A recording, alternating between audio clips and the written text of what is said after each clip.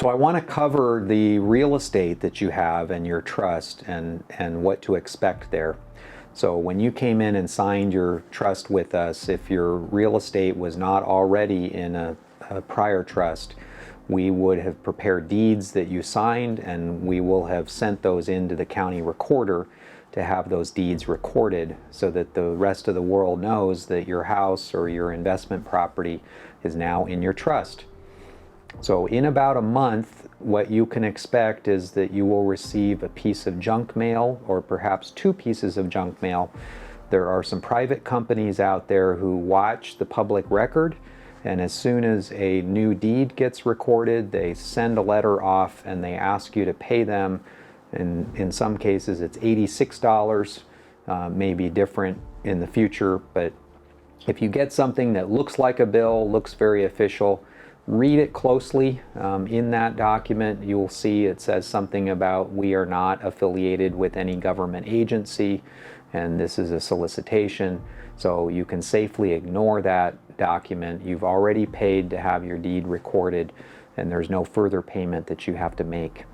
So the good news is when you get the piece of junk mail, you know that your deed has been recorded, and you can expect in the next few days to get a copy of that deed in the mail.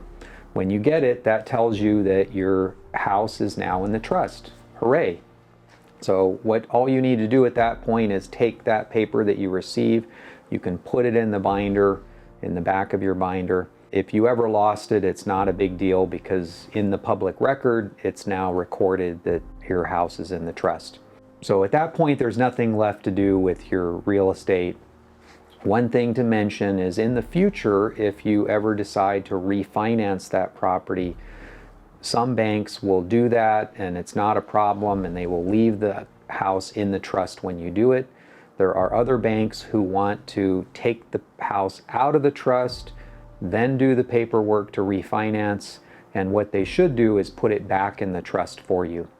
So key thing to remember in any future refinance is to talk to the banker and tell them that you want your house to stay in the trust, or if for some reason they want to take it out of the trust, that you want them to put it back in the trust for you. If you're ever unsure and you wonder, I don't know if the bank did that correctly, give us a call. We can check the title records for you to see if the bank put the house back in the trust for you. And of course, if it ever needed to be put back, that's something we could help you with as well. So it's not the end of the world, but it's something to definitely keep an eye on, that that house stays in the trust in the future. In terms of selling a home, there is no negative impact of something being in a trust. It's very simple. When you sign that deed to sell your house to that wonderful offer that you got, you just sign the paperwork, and below your name it's going to have the word trustee, and it will be just like any other property sale.